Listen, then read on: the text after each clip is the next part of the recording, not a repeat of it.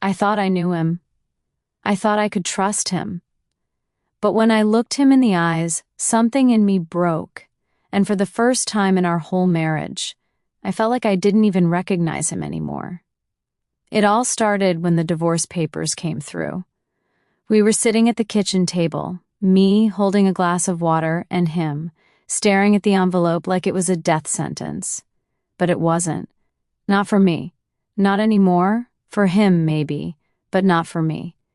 I could tell right away by the way he held the papers, clutching them like they were some kind of lifeline, like his world was ending, but mine was just beginning. "Are you really going through with this?" he asked, his voice tight, like he was trying to sound casual, but I could hear the desperation lurking in it. I didn't answer right away. I just watched him, taking in the way his fingers trembled ever so slightly. He hadn't trembled like that in years. Not since we'd been kids, at least. "You've been gone for months now," I said softly, my words almost like a whisper, but they were firm. "I think we've both known for a while that this was coming." He opened his mouth like he was going to say something, but then stopped himself. He shook his head, like he was trying to find the right words. "But I didn't want it to be like this," he muttered, his voice low and shaky. For a long while, neither of us spoke. We just sat there, the sound of the clock ticking louder than I remembered, filling the silence between us. It wasn't the silence that used to feel comfortable when we'd sit on the porch in the summer and listen to the wind through the trees. No, this was a different kind of silence, the kind that suffocates you, the kind that's full of things left unsaid, full of regrets. Finally, he stood up, walked over to the window, and stared out into the yard. His shoulders were hunched, and his hands were in his pockets like he was trying to hold himself together. "I didn't want you to leave me," he said, his voice barely a murmur. "But I didn't want you to leave me with nothing either." That was the first clue. But at the time, I just brushed it off. I wasn't thinking about his words. I was too caught up in the whirlwind of emotions. Hurt, relief, anger, and then more anger. I didn't know where to put it all. It wasn't until a few days later that I started seeing the cracks in his mask. I'd been busy sorting through the house, deciding what I wanted to keep and what I could let go of. It was a long process, emotionally draining. But I had no choice. I couldn't leave behind pieces of my life like I was abandoning my past, and yet, that's exactly what I was doing. With every box I packed, every room I emptied, I was letting go of a piece of who I used to be when I was with him. I was in the living room, sorting through the old photo albums when he came in. He was wearing that old faded hoodie I'd bought him years ago, the one he used to wear when we were first dating. It smelled like him, like musk and cedar, but underneath that, I could smell something else. Something new, a scent I didn't recognize. "You really planning on taking all of this?" he asked, his voice a little sharper than usual. I looked up from the photo album, surprised by the question. "I don't know, maybe not all of it. But I have to take what's mine, don't I?" He nodded slowly, but then he came over to the couch and sat down next to me, running his hand through his hair like he was trying to figure out how to start a conversation he didn't know how to have. "You know, I was thinking," he started, then paused, as if testing the waters. "Maybe we could, work something out. About the house. The money. I mean, I don't really have anything left to my name." I stared at him for a moment, trying to piece together what he was saying. Something about the way his shoulders slumped, the way his words came out in a rush, made me uneasy. "What are you saying?" I asked, my voice cautious, though I could feel a knot of dread tightening in my stomach. "I mean, after the divorce, it's not like I have anywhere to go," he said, his voice starting to crack. "We've been together so long. You owe me something, right? I don't know. Maybe you could help me out until I get back on my feet." I blinked, trying to process his words. He was asking me to help him? After everything that had happened? After how he had treated me? And then it hit me, like a wave crashing over me. He thought he could live off me. He thought he could continue taking from me. even after everything he had done. And that, right there, changed everything. I didn't answer him right away. I just sat there, the weight of his words sinking in, pressing down on me like a stone in my chest. I couldn't believe what I was hearing. I mean, what was he even asking for? Sympathy? Help? Was he really so sure I would just hand him what he wanted, after everything? My eyes stayed fixed on his face, trying to read him. He was looking down at his hands now, his fingers tracing the seam of his jeans as if they were suddenly the most interesting thing in the world. But I could see it in the way his mouth was tight, the way his jaw clenched. He was hoping I'd say yes. He was hoping I'd offer to take care of him like I always had. But I wasn't that woman anymore. I couldn't be. I let the silence stretch out between us, longer than either of us was comfortable with. The air felt thick with it, like something was hanging just out of reach, waiting for the right moment to fall. Finally I spoke, and my voice was calm, even though inside I was anything but. "You think you can just ask me for help after everything?" My words were like glass, sharp, cold, cutting right through the tension. His eyes flicked up to meet mine, and for a moment I saw that flicker of uncertainty in his eyes. The same flicker I hadn't seen in years, the same look I used to get when I was the one holding everything together, when he was the one waiting for me to fix things. But I couldn't fix him anymore. I couldn't even fix myself. "I don't know what you mean," he said, trying to sound innocent, but I could hear the crack in his voice. I leaned forward, crossing my arms tightly over my chest, letting the anger rise up, hot and bitter. "Don't play dumb with me. You're asking me to support you, to let you live here while I move out, to let you stay in my house. Do you really think I'd do that?" His face flushed, and I saw the shift in him, like he was about to turn the tables, about to try and make me feel guilty, like he'd done so many times before. But this time, I wasn't having it. "You can't just walk away from me, you know," he said, the words laced with that familiar resentment. "I built this life with you. You owe me just as much as I owe you." "Owe him?" I let out a laugh, bitter and sharp. "Owe you?" I repeated, almost in disbelief. "After all these years, after everything you've done, you think I owe you something?" The room seemed to grow colder as we stared at each other, the weight of his words hanging in the air, suffocating me. I could feel my heart pounding in my chest, a heavy thump that drowned out all the other sounds in the room. I took a deep breath, forcing myself to remain calm. "You don't get to do this to me anymore," I said slowly, deliberately. "You don't get to take advantage of me, to use me, just because we've been married. Not anymore." He stood up quickly, his face twisting with frustration, but I could see something else in his eyes now, something darker, more dangerous. I don't know why I didn't see it before, but suddenly it was clear as day. "Maybe I don't get to do anything," he snapped, voice rising, the anger spilling out of him like it always did when he was losing control. "But you sure as hell don't get to walk away from this without a fight." I stood up too, the anger I felt now burning through me, hot and raw. "A fight? You think you're the only one who's been fighting?" "I've been fighting for years, just trying to hold everything together. While you've been taking and taking and taking. I'm done." His eyes narrowed, and for a moment I saw that old look, the one I used to fear, the one that made me second-guess myself, the one that made me feel small. But this time, I wasn't afraid. "You think you can just throw me out, huh?" His voice was low now, almost dangerous. "You think you can just cut me off like I'm nothing?" I shook my head, my voice steady but firm. "I'm not throwing you out. You're not my responsibility anymore. You're not my problem." There was a long, tense silence between us, and then he turned away, muttering under his breath. I watched him leave the room, but I didn't move. Not at first. I just stood there, the pulse of anger still rushing through my veins, and then something else. Something that felt like relief. He wasn't going to break me anymore. He wasn't going to control me anymore. I took a slow breath, letting the weight of the moment settle over me. I could feel the tightness in my chest slowly easing, but I wasn't done. Not by a long shot.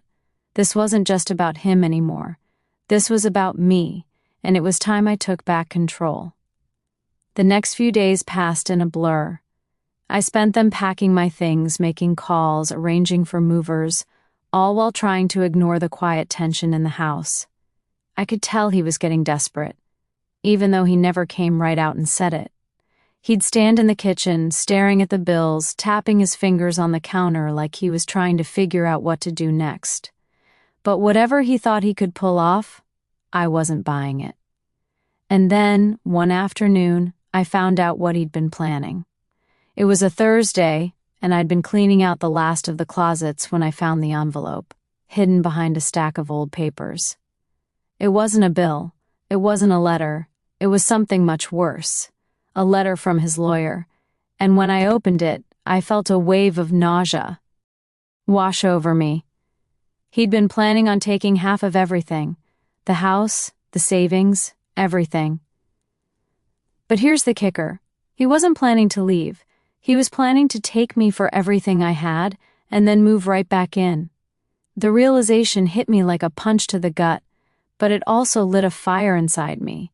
He thought he could take from me one last time, but he didn't know what he'd unleashed. I couldn't believe it even now. As I stared at the letter, it felt surreal. The ink was still fresh on the page, the words clear and cold, a claim for a share of all marital assets, with the intent to remain in the house. He hadn't even had the decency to wait for the divorce to be finalized before scheming to get more from me. My fingers trembled as I set the letter down, and for the first time in days I felt something unfamiliar. Fear. But not for him, for me. Fear that maybe I'd let him get too close, let him dig his claws into me one last time without realizing it. It wasn't just a betrayal of trust. It was a betrayal of everything we'd been. It felt like a slap in the face. And worse, it felt like he thought I was still the same woman who would forgive him, who would keep trying to save him, even when he wasn't trying to save himself. But that wasn't who I was anymore. The anger that had been simmering inside me for weeks finally bubbled over, and I stood there in the middle of the room, shaking. The house felt smaller suddenly, as if the walls were closing in on me. But this time, I wasn't going to shrink. I wasn't going to cave. I had to act. The next morning, I didn't wait. I called my lawyer, not his, and told him what I'd found. When I explained the situation, the disbelief in his voice was almost comforting, but it didn't change the fact that something had to be done. I could feel my pulse quickening as I laid out the entire plan, one step at a time. "You've got to be kidding me," my lawyer said when I told him what I needed. "If he's trying to pull this off after everything, he's going to regret it." That was all I needed to hear. I wasn't going to let him use me anymore. No more half-hearted promises. No more desperate calls. The next few weeks were a blur of meetings, phone calls, paperwork, and legal maneuvering. Every time I saw him, I could feel the tension building between us. He was still playing his games, subtle comments, veiled threats, like he thought he could wear me down. One morning, I came downstairs to find him sitting at the kitchen table, a coffee cup in front of him, eyes fixed on the newspaper like nothing was happening. But I could feel his eyes flicking to me, testing, waiting. "Have you thought about what we discussed?" he asked casually, like he wasn't the one who'd betrayed me, like he wasn't the one who'd tried to pull that stunt with the letter. I glanced at him, and something in me snapped. I was done with pretending. "You mean, have I thought about how you're trying to rob me blind? Have I thought about how you think I'm some kind of fool?" His eyes widened, but he didn't flinch. Instead, he leaned back in the chair, a faint smirk playing at the corner of his mouth. "You're taking this all a little too seriously, don't you think? It's just business, sweetheart. You're the one who wanted this divorce, not me." I could feel my hands balling into fists, my nails digging into my palms. He was still trying to turn the tables on me, to make it look like I was the villain in all of this. But I wasn't buying it. "No," I said, my voice low and steady. This isn't business. This is you trying to take everything you can, and I'm not going to let you do that, not anymore." He stared at me, and for a moment I thought he might finally get it. But then he just shook his head, like he was the one who had the upper hand. "You can't just shut me out like this. You owe me. You think I don't know what you've been doing behind my back?"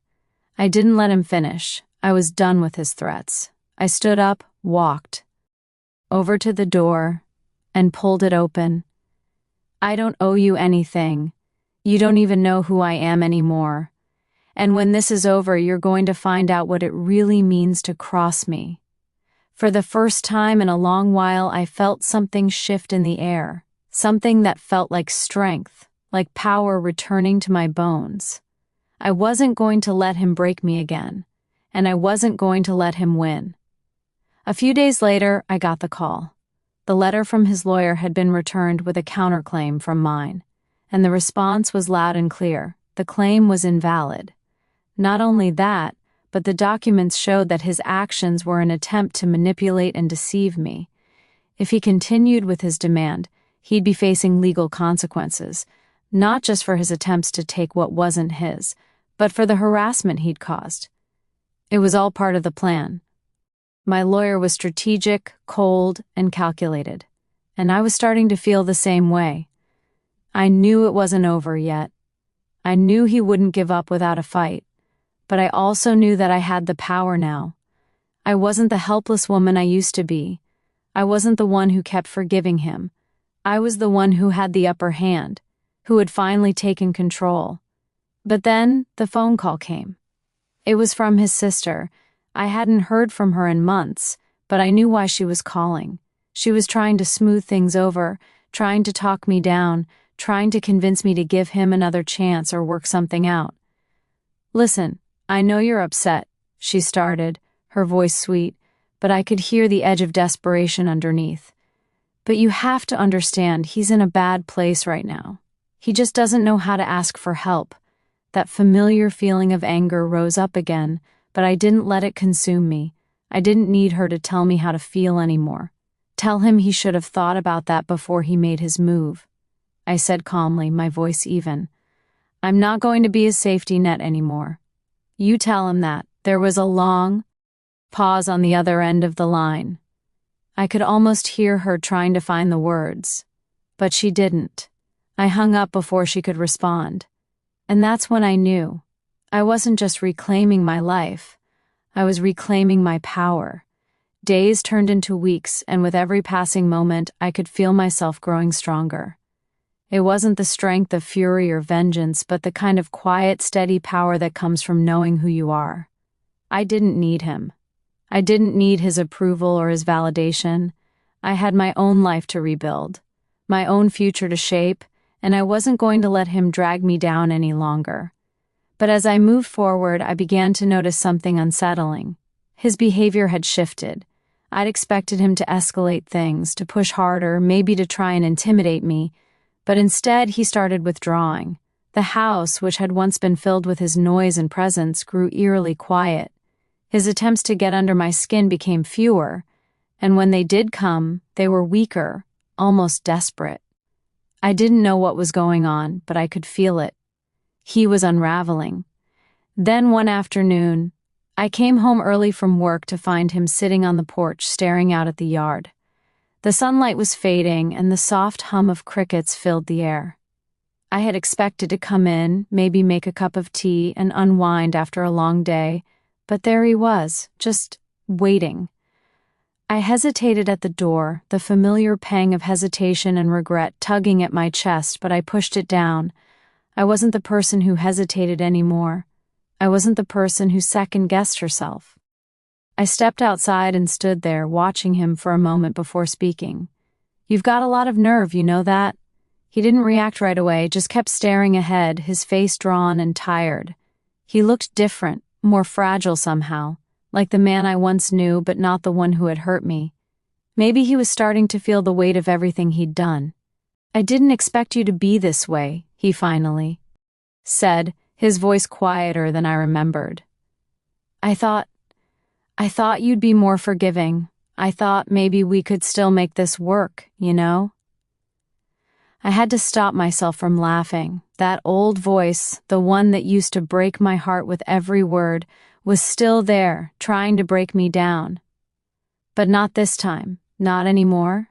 Forgiving? I repeated, my voice calm but sharp. After everything you did?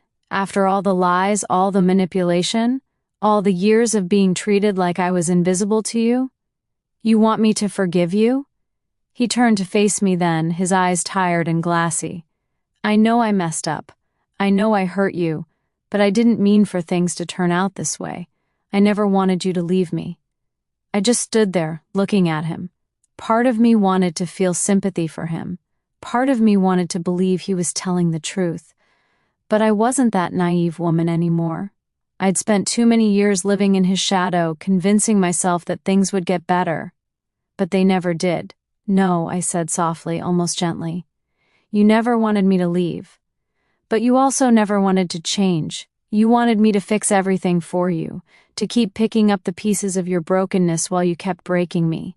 I won't do that anymore. His lips pressed together, his face twisting in a mix of frustration and regret. I didn't think you'd turn on me like this. I didn't think you'd become this person. That's when it hit me. He wasn't just angry at me for standing up for myself. He was angry because I wasn't the woman he thought I was anymore. The one who was always there, always fixing things. The one who let him walk all over her. And that realization gave me a strange sense of peace. I'm not that woman, I said, my voice steady, and I'm never going back to her. He didn't say anything after that. He just sat there, staring at me with a mixture of disbelief and sadness in his eyes. I didn't feel sorry for him. Not anymore. I turned to walk back into the house, but before I could reach the door, he called after me. You won't even talk to me? Not even give me a chance to explain? I didn't turn around. I didn't need to. No, I said, my voice barely above a whisper. I've heard enough. I let the door shut softly behind me, closing the chapter on that part of my life for good. I wasn't going to let him pull me back in, no matter how many words he tried to use, or how much guilt he tried to heap on me over the next few days. Things changed. I didn't hear much from him. He didn't try to stop the divorce proceedings, and he didn't make any more attempts to get me to change my mind. I don't know if he had finally accepted that he wasn't going to get away with it, or if he was just worn out from trying. I took that time to focus on myself. The house was officially mine now, and I made it my own. I painted the walls a soft lavender, calm, peaceful. I added small touches of warmth, little things that made me feel like I was starting fresh. But the hardest part wasn't decorating. It wasn't even the paperwork or the meetings with lawyers. It was letting go of the woman I used to be. The one who had put everyone's needs before her own. The one who had always sacrificed, always forgiven. And in that quiet surrender, I found something I hadn't realized I'd been missing all along. Peace. It wasn't a sudden, dramatic transformation. It wasn't a fairy tale ending. But it was real. It was mine. One evening as I sat on the porch with a cup of tea, the sun sinking low in the sky, I realized that this was the beginning of something new. I didn't need his permission, his approval, or his approval. I was finally truly free. And then, I thought about it. The revenge that had been slowly bubbling up inside me. The thought that maybe, just maybe, I could finally make him pay for everything. For everything he'd taken from me. For everything he'd tried to steal. But as I sat there, watching the stars start to appear, I realized that this was all the revenge I needed. My life was my own again. And that, in the end, was more than enough. I should have known it wouldn't. Men like him don't just disappear, they hang around, waiting for a moment of weakness, a crack in the wall they can slip through. And true to form, he came back, just when I thought I could breathe again. It started subtly at first, a missed call from an unknown number. A car idling a little too long at the end of my driveway. A figure moving past the edge of my yard at dusk. I tried to brush it off. told myself it was nerves, old habits, the remnants of a life where I was always waiting for the next storm. But one evening, as I was bringing groceries into the house, I heard footsteps behind me. Slow, heavy, familiar. I didn't turn around at first. I just stood there, clutching the grocery bag, waiting for the sound of his voice. "You changed the locks," he said, his tone almost casual. I set the bag down gently and turned to face him. He looked worn out more than usual. His hair was unkempt and there were dark circles under his eyes. But there was something else there too. Desperation. That same desperation I'd seen in his eyes when the divorce papers first came. "How did you get in my yard?" I asked calmly. "I jumped the fence," he shrugged, as if that were a normal thing to do. As if trespassing on his ex-wife's property was just another Tuesday. I shook my head. "You can't be here. The divorce is settled. It's over." He took a step toward me, and I instinctively took one back. My pulse quickened, but I didn't let him see the fear. I couldn't let him think he had any sort of hold over me anymore. "You really think I'm just gonna walk away with nothing?" he asked, a bitter laugh escaping his lips. "After everything I put into this marriage, everything I gave you, that was Rich. Everything he gave me?" I folded my arms, grounding myself. "You didn't give me anything except heartache and bills I had to pay on my own. And I'm done with all of it. You need to go." But he didn't move. He just stared at me, his eyes narrowing, his jaw working like he was trying to hold something back. "I lost everything because of you." "No," I said softly. "You lost everything because of the choices you made. I just finally stopped taking responsibility for them." For a moment, he looked lost, like he didn't know how to argue with that, like the truth had landed somewhere deep inside him. But then the anger came back. It always did. "You think you can just—" he started, then stopped. He rubbed the back of his neck, exhaling sharply. "You always were stubborn." "Goodbye," I said, stepping toward the door. "I'm calling the police if you don't leave." He didn't argue, at least not out loud. He just glared at me one last time, then turned and walked off, just as silently as he had appeared. But that encounter lit something in me. I realized he wasn't done trying to take from me, not yet. He had lost the battle in court, but he hadn't accepted it, and that meant I needed to be a lot more careful. The very next morning, I called my lawyer and explained what had happened. He urged me to file a restraining order. I'd never even considered that before. Even after all the years of tension, all the ways he had controlled me, all the emotional manipulation. But this was different. This was a man who didn't know how to let go. A man who thought he had a right to my life, my home, my peace. So I filed the order. It wasn't out of fear, it was out of necessity. I wasn't going to let him ruin the peace I'd fought so hard to build. A week later, the papers were served, and that was when the calls started. Not from him, but from people we both knew. "Did you really do that to him? He's falling apart. Don't you feel any compassion?" "He told us you're punishing him. Why are you being so cruel?" Cruel. That word stung. Not because it was true, but because it brought back every moment I'd stayed quiet. Every time I'd let things slide to keep the peace. They didn't know the full story. They didn't know the years of pain, the things he'd said when the doors were closed, the ways he'd chipped away at my self-worth. They only saw a man who suddenly had to face his consequences. And they expected me to show mercy. But mercy without accountability is just another form of surrender. One afternoon, his mother called me, someone I had loved dearly for years. She sounded tired, worn down. "He's not doing well," she said softly. "He's staying with me for now. He's embarrassed. Says you ruined his life." I closed my eyes, the guilt rising instinctively before I pressed it right back down. I didn't ruin his life. I just stopped letting him ruin mine. She sighed. I know what he's like. But he's my son. I understand," I murmured. "But I'm not responsible for him anymore." There was a long silence. Then she said, "I hope one day he understands what he did to you." The line went quiet after that, and for the first time I realized something important. My revenge wasn't about making him hurt. It wasn't about taking anything from him. It was about reclaiming everything he'd taken from me. My voice, my peace, my life. But life has a way of bringing the truth into the light, whether you want it or not. And a week later, the truth came out in a way none of us expected.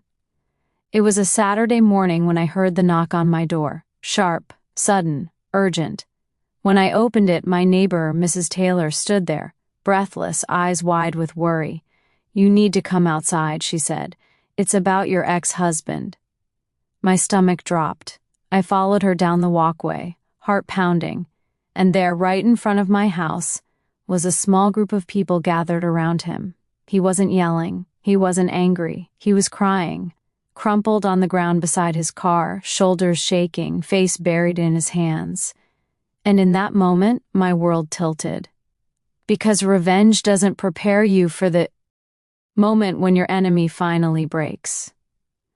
I stood there, frozen in the doorway, watching him, my ex-husband, the man who had tried so hard to tear me down, the one who had pushed me to the edge more times than I cared to count, sitting on the pavement with his face buried in his hands. The man who once thought he could take anything from me was now completely undone, and in that moment I felt a wave of confusion wash over me. Part of me wanted to walk away, to let him drown in his own misery, to let the universe give him the consequences I hadn't been able to. But there was another part of me, the part that had been with him for so long, the part that had loved him once, the part that had seen the good in him even when everything else around us was falling apart. That part couldn't just turn off, not entirely. But I wasn't the same person anymore. I was the woman who had finally found her voice, the woman who had spent years learning that sometimes the best way to heal is to let go of the past, no matter how hard it is. I took a deep breath and walked down the steps, careful not to rush, careful not to show too much. I didn't want to show pity, but I couldn't completely harden my heart. His head jerked up when he heard my footsteps, and his eyes met mine, red-rimmed and full of regret. He opened his mouth, but no words came out. He looked like he was trying to speak, but he couldn't find the voice to do it. "I'm not here to fix you," I said, my voice soft but firm. I wasn't angry anymore. I wasn't ready to blame him for every little thing that had gone wrong. But I wasn't going to let him make me feel guilty for my choices. He wiped his face with his sleeve and sniffed, trying to regain some semblance of composure, but his hands were shaking. His whole body was shaking. "I never wanted this," he whispered. "I never wanted to lose you." I didn't respond right away. What could I say to that? The truth was, I had wanted to believe him once, back when I thought he could. Change. I wanted to believe that he wasn't the person who kept me in the dark, the person who played games with my heart. But I had learned too much since then. I'd learned the value of my own strength, and I wasn't going to sacrifice that for anyone, not even him. "You did lose me," I said quietly, "but it wasn't because you wanted to. It was because you didn't know how to be the person I needed you to be.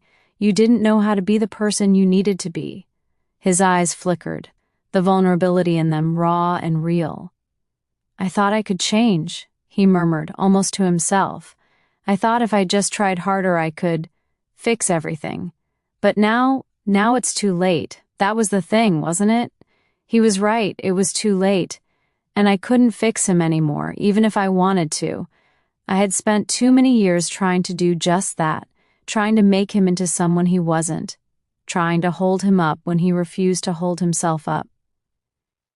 "You can't fix everything," I said, my voice steady, "and you can't expect me to do it for you." He nodded slowly as if he understood, but the look in his eyes was still filled with something, hope, maybe. But I couldn't give him that.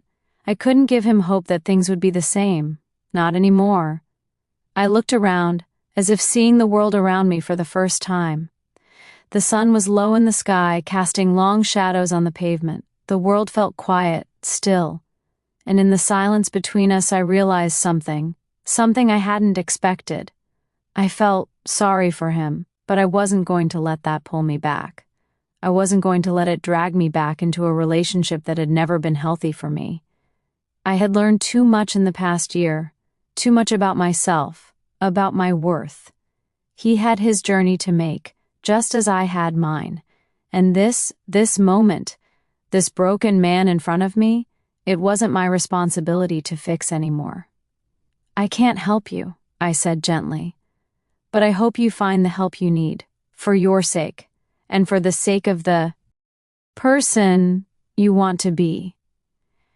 There was a long silence, and then, for the first time in a long time, I saw a flicker of understanding in his eyes. It wasn't relief, it wasn't gratitude, but it was a recognition, a realization that maybe, just maybe, he had done this to himself. I never thought it would end like this, he whispered, his voice thick with emotion. I thought you would always be there. I always thought you would be there too, I said softly. But we can't go back. We can't rewrite the past. He stood up slowly, dusting himself off, looking at me one last time before turning to leave. His shoulders were hunched, his head down, but I could feel that there was something different in his step. A defeat, yes, but also something like acceptance. And as he walked away, I stood there for a long time, watching him disappear down the street. For a moment I felt the weight of everything we'd been through, everything that had been lost, everything I'd given up. But I didn't feel sad. I didn't feel angry. I felt peaceful. I had let go. I didn't know what the future held for either of us, but I knew that I was no longer tethered to him, no longer bound by guilt or fear or the idea that I had to make everything work. I was free, finally. I went back inside and closed the door softly behind me. Later that night, as I sat down to a quiet dinner alone, the weight of the day seemed to lift off my shoulders. For the first time in a long time, I wasn't just surviving. I was living. I was healing. And then I thought about something I had learned the hard way. Revenge wasn't about punishing someone. It wasn't about making them hurt. It wasn't about showing them they were wrong. It was about reclaiming yourself. It was about finding your power again, not through anyone else, but through your own strength. I had taken my power back, and nothing, no one, could ever take that from me. As I sit here now, reflecting on everything that's happened, on the years, the pain, the struggles, I've come to realize that life doesn't always give us the ending we want. Sometimes it takes away things we thought we couldn't live without, forces us to face parts of ourselves we'd rather leave in the past. But here's the thing I've learned. We don't always get to choose the battles. We don't always get to choose when things go wrong, or how people hurt us. But we do get to choose how we respond. I could have chosen anger, bitterness, revenge. I could have let him keep pulling me back into his chaos, into his world of manipulation and blame. But I didn't. Because I realized that the only thing I had control over, the only thing that truly mattered, was myself, my life, my peace. When we let go of the things that drain us, when we stop holding on to people who don't value us, to situations that only tear us apart, that's when we make room for the healing to start. That's when we begin to rebuild. And so I found my strength. Not in the fight, not in the revenge, but in letting go. I found it in walking away when I finally realized that some battles aren't worth fighting. Sometimes the bravest thing you can do is to stop fighting and to start healing. But the question I want to leave with you is this. Have you ever let go of something or someone, knowing that it was the hardest, but also the most freeing thing you could ever do? What did you gain when you stopped holding on? Let me know what you think in the comments below. And if you found strength in letting go, share your story, because maybe, just maybe, someone else out there needs to hear it too. And if you enjoyed this story, be sure to like, share, and subscribe for more. Take care of yourselves, and remember, no matter what life throws at you, your peace is always worth fighting for. Thank you for listening.